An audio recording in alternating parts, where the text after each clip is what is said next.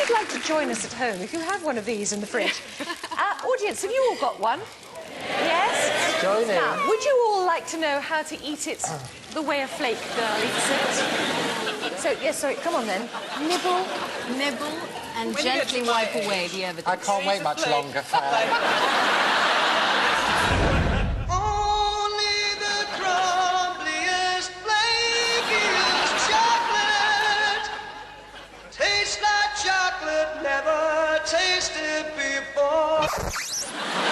How was it for you? Blooming good. I'm not having another bit in a minute. Oh, it was lovely. Ladies and gentlemen, our 4 fabulous flake girls. Thank you very much.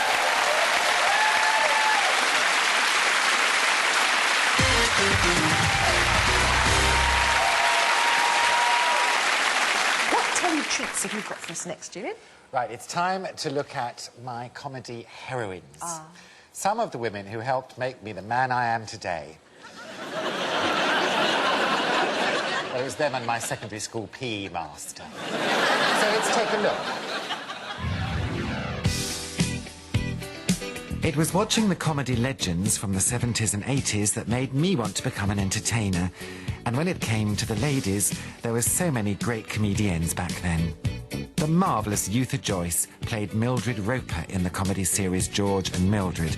She was always trying to improve her passionless marriage with George, who constantly embarrassed her. Why didn't she invite me, George? Oh, probably something to do with me running over a cat last week.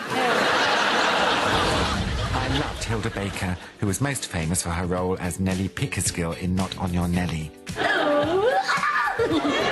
played a teetotal spinster, called down to London to run her ailing father's pub. That's from Alka Frolics Unanimous. That'll have some influence on you. Dame Thora Hird was, in my book, one of the leading character actresses of her time. In the gentle comedy In Loving Memory, Thora played Ivy, the widow of an undertaker who was left to run the business with her nephew Billy. It seems that a couple of steeplejacks had one too many and then decided to race each other to the top of the North Chimney. Who won? We did. The funeral's tomorrow. Oh, dear, how sad. Poor Papa. And then there was, and still is, of course, June Whitfield, star of the long-running TV series Terry and June, in which she shone. You enjoying yourself, darling?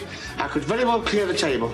I've already done it, but you can wash up if you like. Her on-screen partnership with Terry Scott was so warmly regarded that many viewers took them to be married in real life, and it was these shows that cemented her role as one of the stars of British comedy.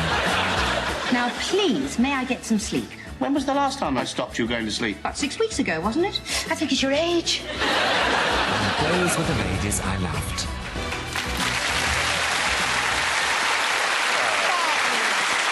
You look lovely. Well, why have you asked me to put this on?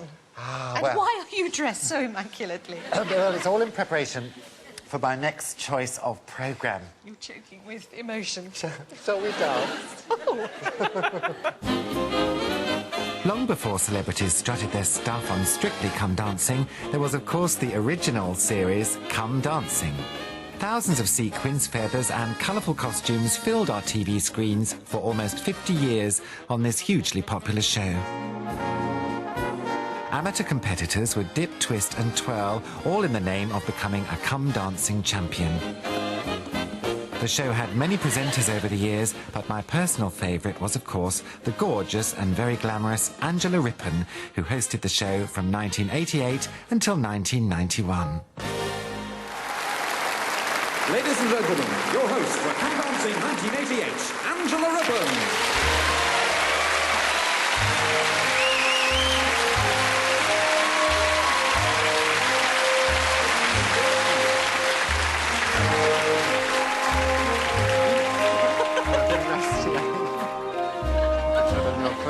I think you did a bit, but never mind, darling, it'll survive. Here you go.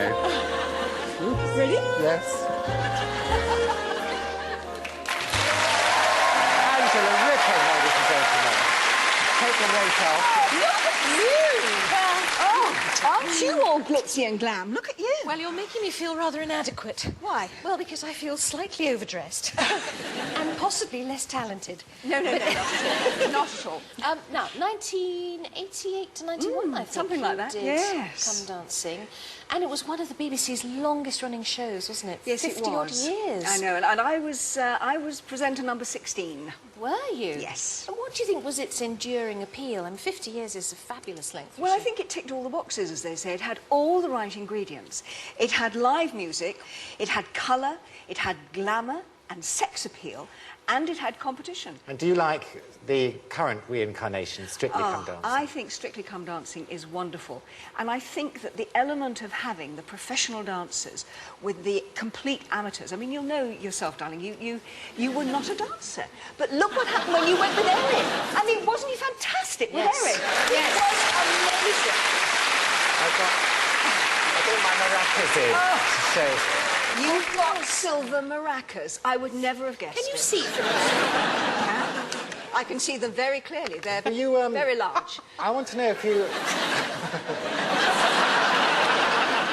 I want to know if you... I can't get over that. Angela Rippon feeding me innuendos. Something's gone wrong with the world. Were you aware how camp it was, though? When you see how seriously they take it, you actually don't see the campness in it at all. You just see athletes at the peak of their professional physical fitness, Well, just like you were. You see, this is making me feel competitive and athletic. Oh, Lord. So, so let's do a little bit of something, can we? Let's. Would you perhaps demonstrate a waltz? Yes, if we put newspaper down first. Well, you know what they say about ballroom dancing, don't you? It What? is the vertical expression of a horizontal desire. And it's all about the hold, really. Get up, I'll It's show all you. in the hold. It's all in the hold, darlings. Yes. Get up. Yes, get up. Yes, And the hold is? and the hold is. You've got it perfectly. Look, and the rules are: keep it simple, move with the music, and have fun. And mind the step behind you. Yeah, and that's your responsibility. One. Oh, aren't they a You're beautiful lovely. couple, ladies and gentlemen? Don't they look fantastic?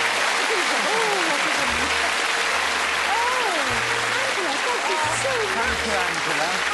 I'm feeling slightly queasy now. Lovely to see you. And you too. Would you like to join us after the break? For more of The Good Life. Yes, I've got my wellies ready. And Judith Chalmers will be popping in to top up her tan. Oh, yes. See you soon. Wish you were here.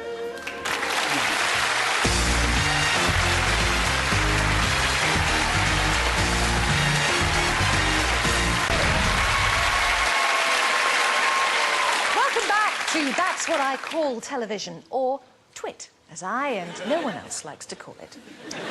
We're halfway through a vigorous romp around the fertile fields of 80s TV in the company of Mr. Julian Clary, a man very much at home with vigorous romping. I do little else. Julian, you've told us about your comedy heroines. Oh, yes. But what about your comedy heroes? Any clues as to who they may be? You want a clue? Yes. You'll be sorry. Oh, you are awful, but I like you.